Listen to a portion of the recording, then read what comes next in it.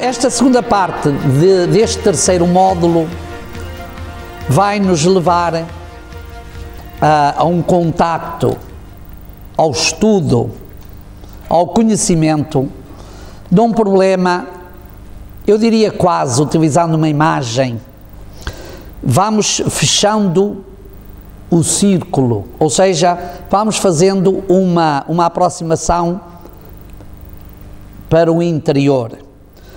E o problema que agora vamos tratar vai marcar o judaísmo para os séculos futuros e que tem a ver muito com a sua realidade vivencial. Que problema é esse? Ireis perguntar vós ao longo do estudo desta parte deste módulo. O problema que vamos agora abordar é exatamente o confronto entre o judaísmo e já não os persas, nem os babilónios, nada, mas o judaísmo com o helenismo, com a cultura grega, com a cultura helénica, que entretanto, após a conquista de Alexandre, se foi difundindo no território palestinense. Ora, difundindo numa forma promocional, ou seja, era proposta, era apresentada e era favorecida, noutros períodos era imposta forçadamente. Temos períodos de uma promoção da cultura helenística no espaço palestinense e temos períodos em que essa cultura vai ser forçada.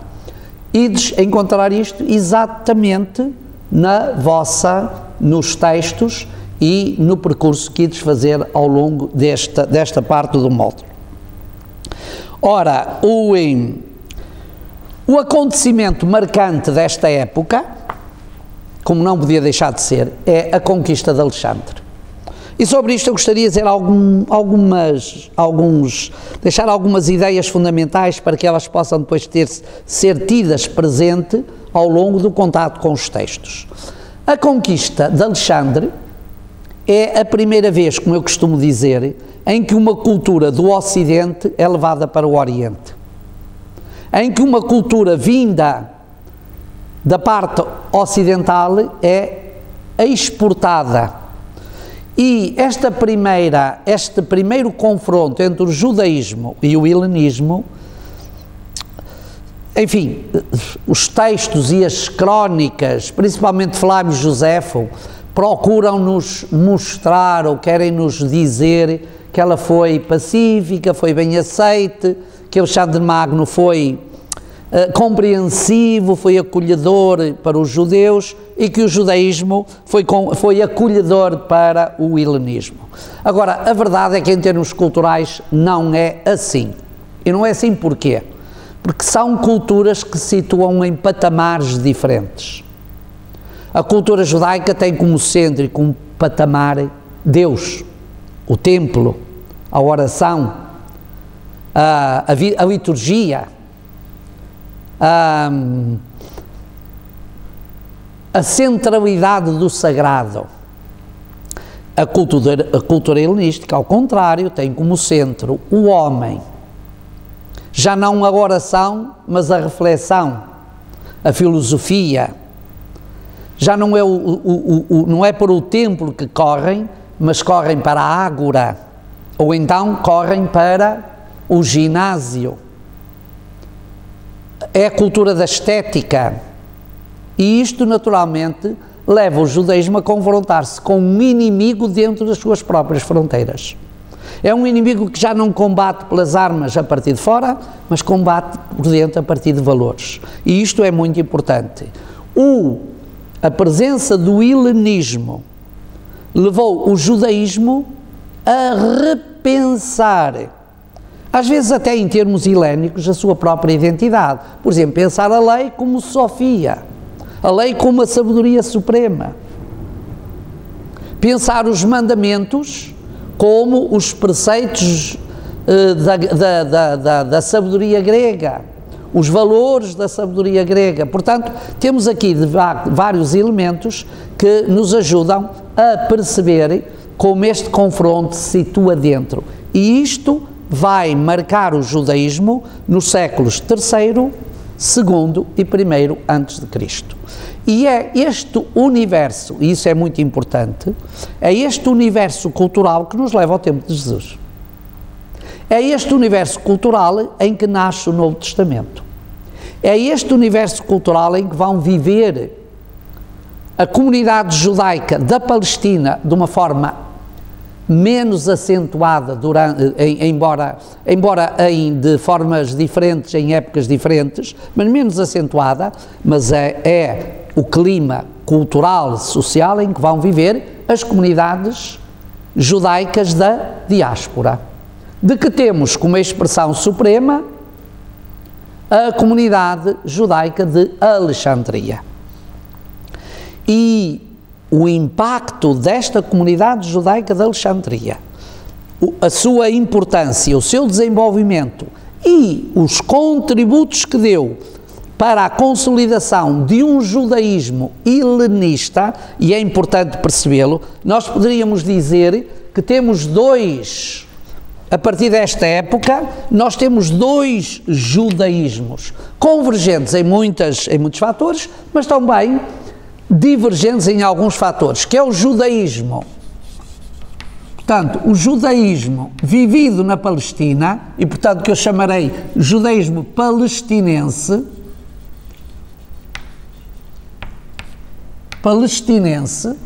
e o judaísmo helenista.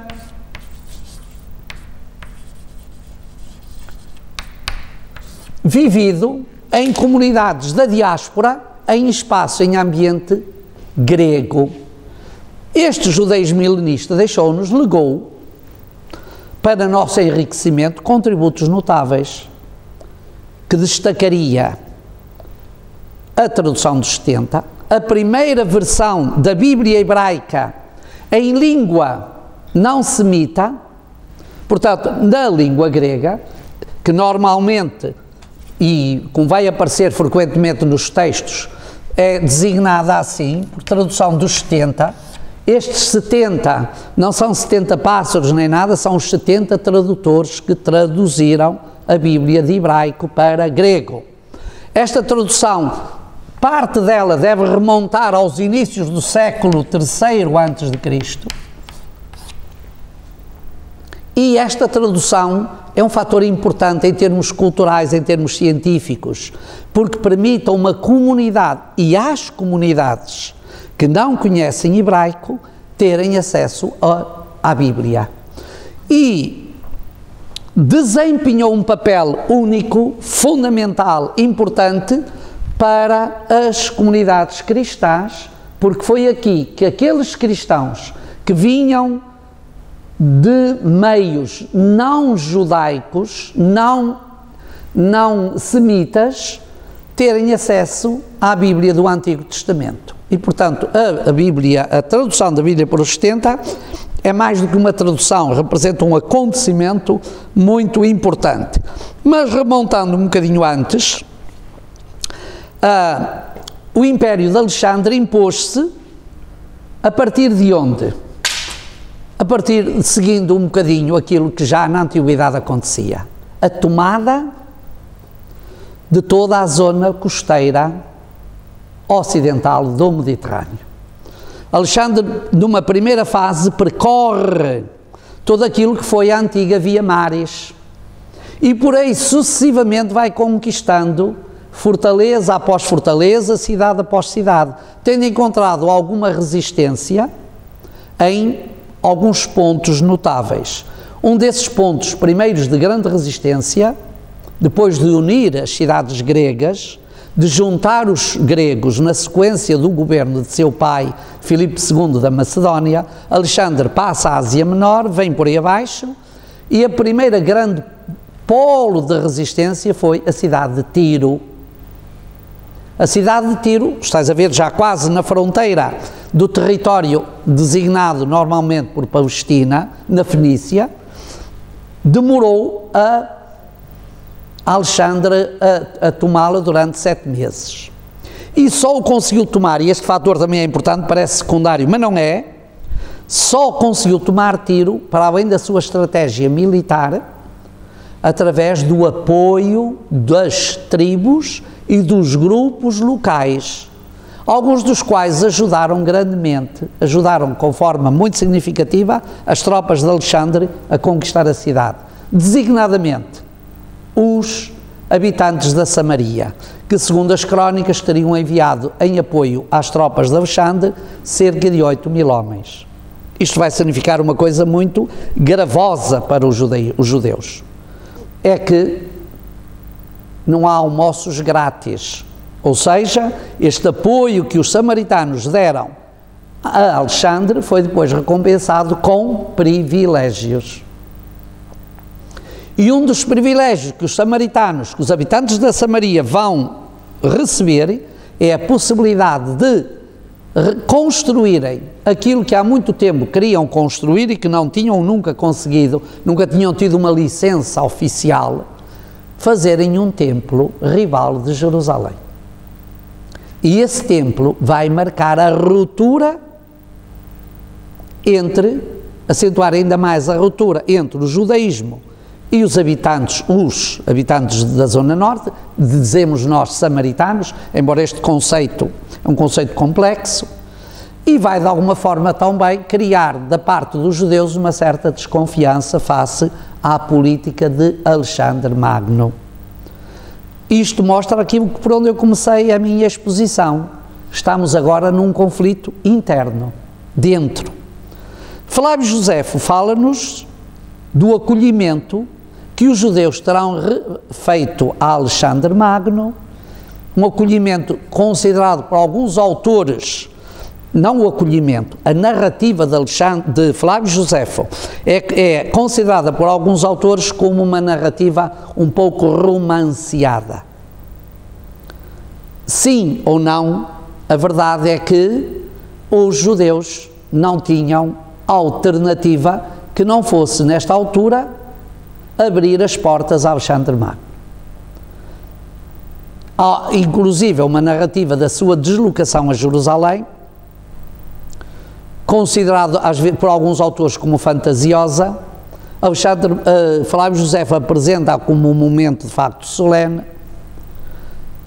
A verdade é que o judaísmo procurou conciliar, na medida do possível, essa passagem de Alexandre e essa convivência com Alexandre. Daí, depois de Tiro, Alexandre Magno vai para o sul, não encontra resistência. A única resistência que encontra é em Gaza, onde demora 3 meses a conquistar a cidade. E depois entra no Egito e funda então aí a cidade de Alexandria, onde se vai conceder aos judeus da zona uma parte significativa da nova cidade, concedendo-lhes imensos privilégios, como este que eu agora estou a ter. Privilégios que tinham a ver essencialmente com o quê? Com o comércio e com a autonomia de criarem quase uma organização própria. Isto vai ser importante porque Alexandria vai se tornar a segunda pátria do judaísmo. Alexandria vai se tornar a segunda fonte da cultura judaica dentro desta linha que eu ali pus, que é importante ter presente, um judaísmo helenista que procura adaptar os seus conceitos fundamentais a partir da cultura grega, compatibilizar a fé bíblica com os princípios da filosofia grega e que depois, mais tarde, homens notáveis como Filão de Alexandria e outros, que eram judeus, fazem uma leitura alegórica ou simbólica de muitas coisas bíblicas a partir destes princípios.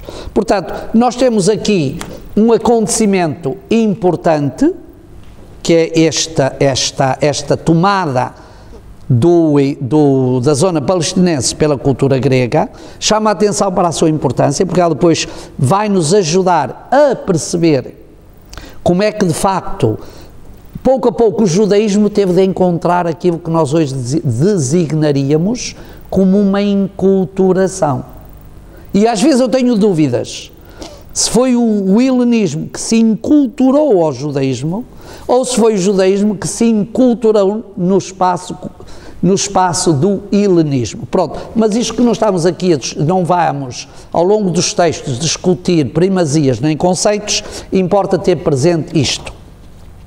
Após todo este percurso de Alexandre Magno, sucede que 10 anos depois destas conquistas, Alexandre Magno marcha, logo a seguir, depois de Alexandria, vai para o Oriente, continua a combater o que restava do exército persa e do imperador, acaba por alcançar o imperador cujo exército tinha desfeito, mata-o e assim toma conta daquilo que era o grande, de um momento para o outro caiu-lhe nas mãos tudo aquilo que era a imensidade do grande império persa. Só que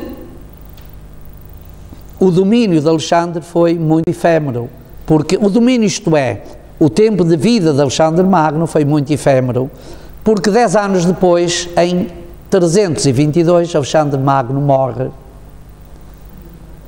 E ao morrer, o que é que sucede?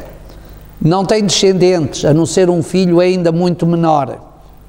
Tem um grupo de generais que eram os seus próximos, a quem é dado o nome de diádocos, os sucessores, e estes generais tomam primeiro a iniciativa de trabalharem para manter a unidade do império, para que mais tarde, quando o filho tivesse oportunidade, receber e dar continuidade à obra do pai. Mas, como diz o povo, de boas intenções está o inferno cheio. A intenção que era boa de manter o império unido, depressa se começou a desfazer. Pelo que, em 312, portanto, estamos no período dos 10 anos, 332 a conquista de Alexandre, 322 a morte de Alexandre, 312 um momento em que de facto o império se desfaz, oficialmente. Já antes o império tinha sido dividido, mas não havia ainda uma oficialização dessa divisão.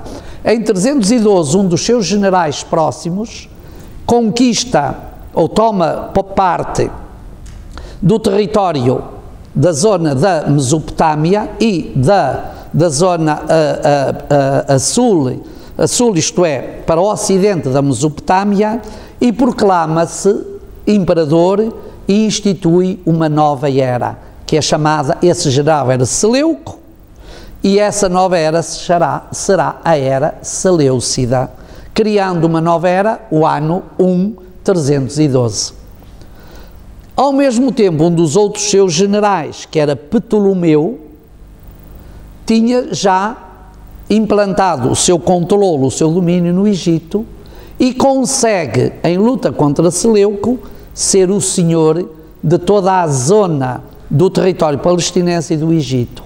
E esta situação vai manter-se por cerca de 100 anos, ou cerca desde 311 até 198 ou 201, depende um bocadinho das formas como os autores analisam, em que a zona palestinense está sob o controle do Egito, gozando durante esse período de bastante autonomia, ou seja, os Ptolomeus que governavam a partir do Egito nunca promoveram, mas não forçaram uma cultura helenista na Terra Santa, ou seja, no território aos judeus. Não forçaram, embora tenham promovido. E isso trouxe uma época de algum apaziguamento, de alguma convivência. Não foi propriamente um século difícil. As fontes que dispomos também dessa época são escassas, não são muito abundantes. Temos o quê? Temos fundamentalmente alguns textos extrabíblicos, a comunidade da Judeia, à volta de Jerusalém e do Templo, parece ter tido um período de relativa calma e intensificaram as relações entre Jerusalém e Alexandria. E é por isso que durante este período nós vamos ver, com o implementar, com o crescimento, com o reforço dessas relações entre Alexandria e Jerusalém, de que provavelmente um texto apócrifo muito conhecido, que é a Carta de Aristeia ou de Aristeu, se faz eco, vamos ter exatamente este desejo da comunidade de Alexandria assumir uma certa importância, um certo protagonismo na zona e querer também eles desenvolver alguma autonomia na vivência da sua fé. Portanto, estes são os acontecimentos marcantes desta época. Não temos muitos dados externos, parece-nos que, de facto, aquele núcleo fundamental do judaísmo pôde viver um certo período de tranquilidade. E, portanto, as lutas que aqui se desenvolvem são mais ao nível do controle político. E o judaísmo, nesta fase, está um bocadinho apagado, fora da luta deste controle, ou fora da luta por este controle, porque de facto não tinham poder. Mas viveram no quadro do Império Ptolomaico, durante quase um século, relativamente de forma pacífica. É um pouco estes dados que ao longo desta parte, deste módulo, ides poder observar, percorrer e confrontar no desenvolvimento daquilo que são os grandes traços culturais próprios deste tempo e que depois vão ter reflexos na sequência em décadas no século seguinte.